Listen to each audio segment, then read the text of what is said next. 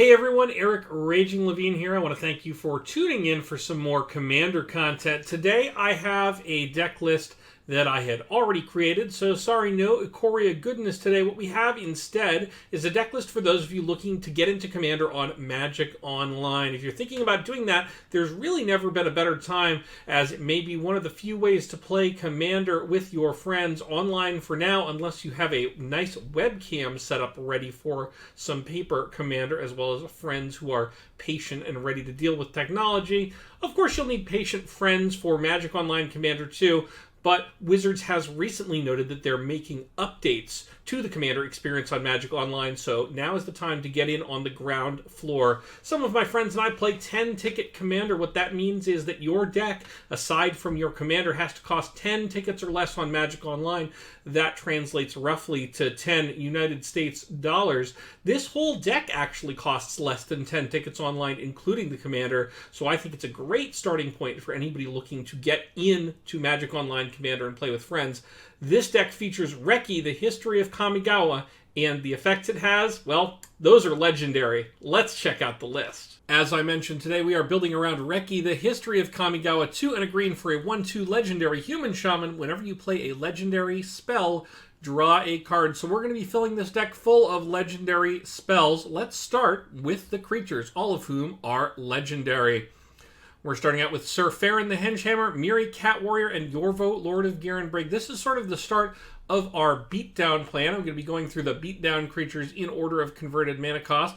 These 3 all built well to attack. Yorvo, of course, grows as we get more green creatures, and the deck is full of green creatures.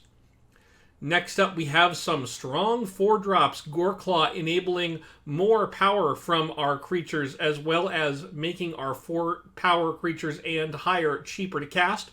Pelucranos, doing a fight. Surak the Hunt Caller, giving something haste. And Traxos, of course, untapping whenever we cast a historic spell, and our deck is almost all historic spells. And here are the 5-drop Beatdown creatures. Ayumi the Last Visitor has fewer legendary lands to walk over in 10-ticket Commander, but I assure you there are still plenty of options for her to become unblockable with. God Eternal Ronus enabling some shenanigans with cards like Sir Farron, who we saw before, and Kodama of the North Tree. Mostly just a hexproof craw worm, but for 5 mana with trample, that's not so bad. Here are our 6-drops, Jedit Ojenin of Afrava, providing some 2/2 cat warriors and forest walking in some cases. Jugan the Rising Star, mostly a 5/5 flyer, but sometimes dies to pass out counters. And Multani, Yavamaya's Avatar, one of the better beatdown creatures in this deck, gets bigger and bigger as our land base grows, and believe me, it will, has reach and trample, and comes back over and over and over again.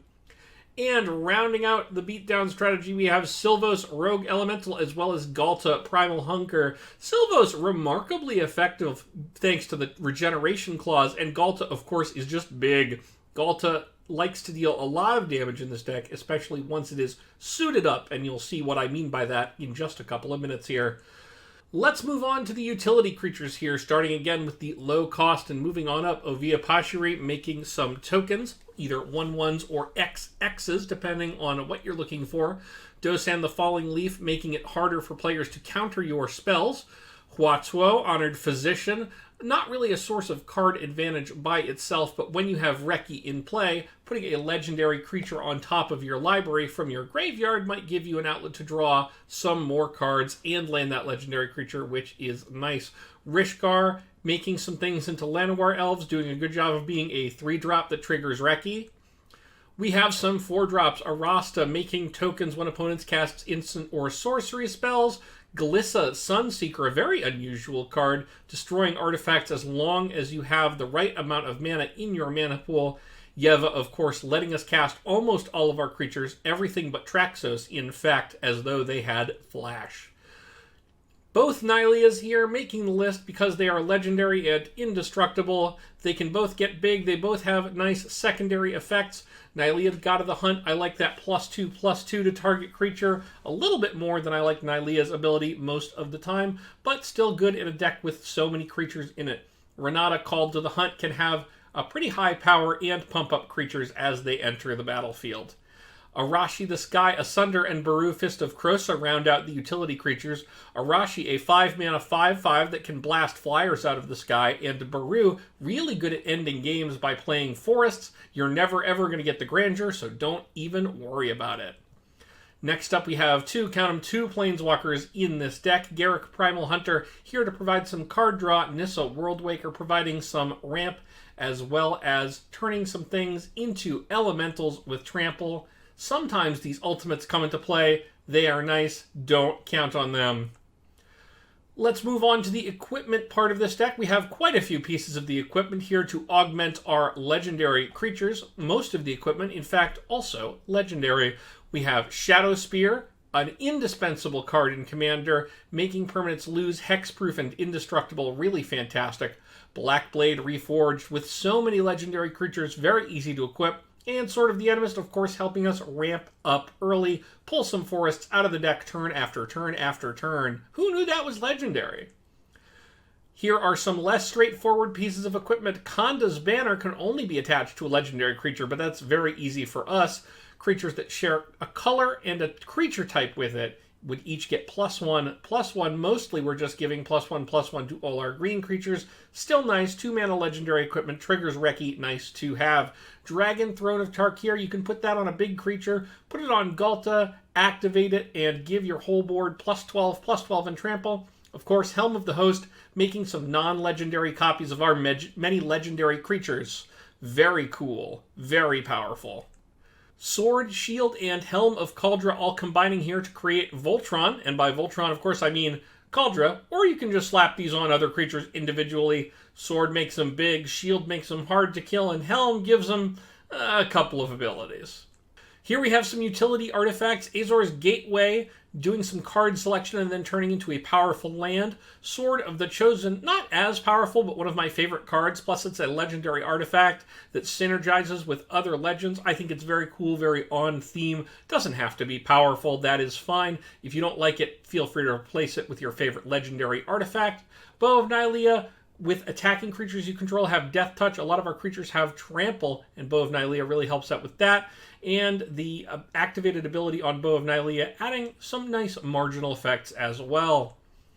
And here are our more heavy hitters in terms of legendary artifacts, both of them going and finding more legends for us. The Weatherlight finding any historic card, which is pretty much just legends here. I don't think there are any sagas in this list. And Heroes Podium also finding more legendary creature cards and pumping up all of our legendary creatures. Really powerful in a deck full of legends.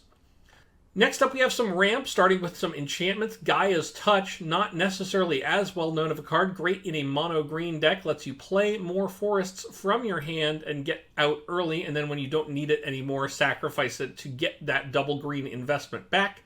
Growing Rights of Itlimoc, of course, transforming into a Gaia's Cradle-like land. Very powerful and nice in a mono-green deck. Nice because it's a legendary enchantment triggering Reki.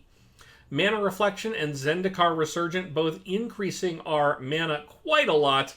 Zendikar Resurgent, definitely the better version, even though it doesn't include non-land permanents being tapped. It gives us this nice extra bit of draw power. More ramp in the form of 2-mana sorceries, Nature's Lore and Rampant Growth, going to get some basics. Cultivate, Kodama's Reach, Nissa's Pilgrimage, and Explosive Vegetation, rounding out that ramp package. All very powerful, all help us get up to those high land counts to cast cards like Sylvos Rogue Elemental. And Boundless Realms, which basically lets us double up on our land count. There are a lot of basic forests in this deck, so don't worry about missing with Boundless Realms. It probably won't happen. Next, we have some card draw. In addition to the ones we already saw, we have Guardian Project, great in any green commander deck. You're going to see this card all the time. Harmonize, just draw 3 cards. And Rishkar's Expertise, which lets us draw more based on our creature, our highest power creature, and cast something else for free. Very much worth it. We have some point removal here, of course. Deglamour and Krosan Grip, taking care of problem artifacts and enchantments. And then we have some game-winning spells. Kamal's Druidic Vow, incredibly powerful in this deck. X green, basically a Genesis Wave type of effect. Gets you lands, gets you legendary creatures. You can only cast it if you control a legendary creature or planeswalker, but in this deck you almost certainly do. And then, of course, Overwhelming Stampede, just a great way to take out one player, if not more.